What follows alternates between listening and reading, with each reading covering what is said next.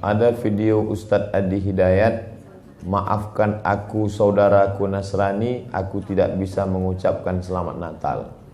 Karena orang yang mengucapkan selamat Natal, maka dia sudah mengakui tiga. Yang pertama, mengakui bahwa Isa anak Tuhan.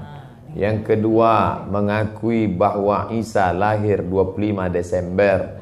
Yang ketiga, mengakui bahwa Isa mati di palang salib.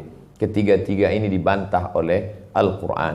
Bahwa Isa anak Tuhan dibantah. Laqad kafaral ladzina qalu innallaha salisu salasah. Kafirlah orang yang mengatakan Isa Trinitas dan anak Tuhan.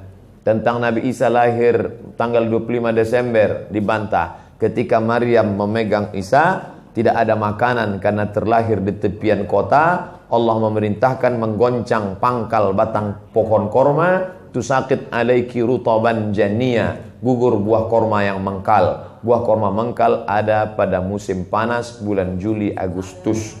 Ketika Isa lahir, kambing-kambing sedang digembalakan di padang rumput. Sedangkan bulan 12 rumput tidak tumbuh karena tertutup salju. Maka 25 Desember bukan hari kelahiran Isa, tapi hari raya merayakan Dewa Mitra, Dewa Matahari, yang diambil oleh Kaisar Konstantin dari Konstantinopel. Lalu kemudian tentang Isa mati di palang salib dibantah Al-Quran. Wa ma qataluhu, mereka tidak membunuhnya. Wa ma salabuhu, mereka tidak menyalibnya. Walakin syubbihalahum, ada orang lain yang diserupakan wajahnya dengan Isa. Dialah Yudas Iskariot, murid Isa yang menjual imannya dengan beberapa keping uang emas. Saya punya kawan Kristen Masehi, tapi dalam masalah hubungan baik, masalah ngasih makanan, masalah beri pakaian, oke. Tapi kalau sudah terkait dengan akidah, wala ana abidu ma'abadtum wala antum abiduna ma'abud lakum dinukum waliyadin. Tentang masalah tahun baru, apakah 1 Januari itu bersih, tidak ada hubung kait dengan agama? Maka tidak benar. 1 Januari 2018 Masehi, seolah-olah Masehi terkait dengan Al-Masih Isa alaihissalam.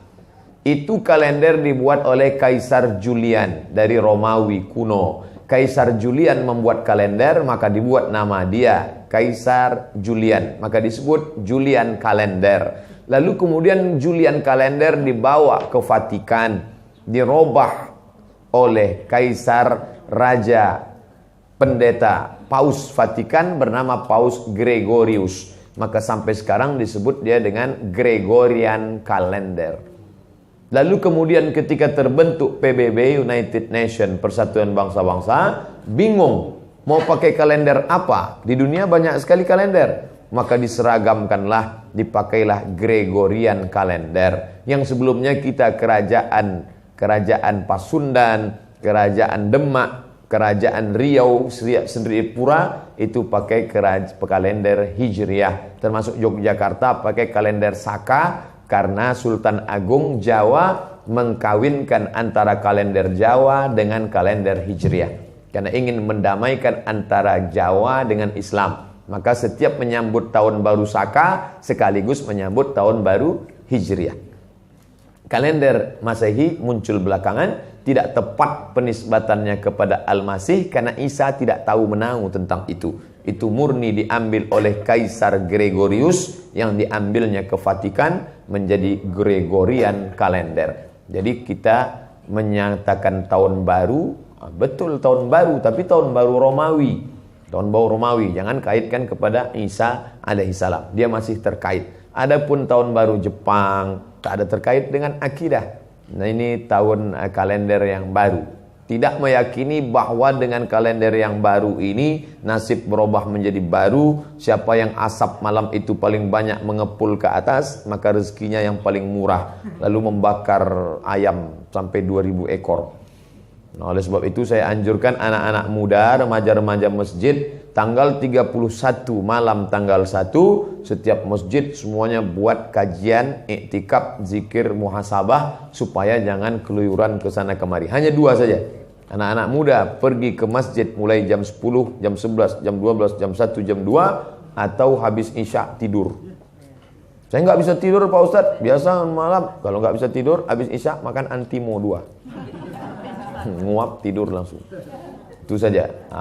Adapun nanti Ustadz malam tahun baru apakah buat muhasabah di masjid? Enggak. Saya berangkat 28, 29 umroh, maka tahun baru di Madinah. Tahun lalu juga begitu. Tapi tahun sebelumnya dibuat acara muhasabah. Wallahu a'lam.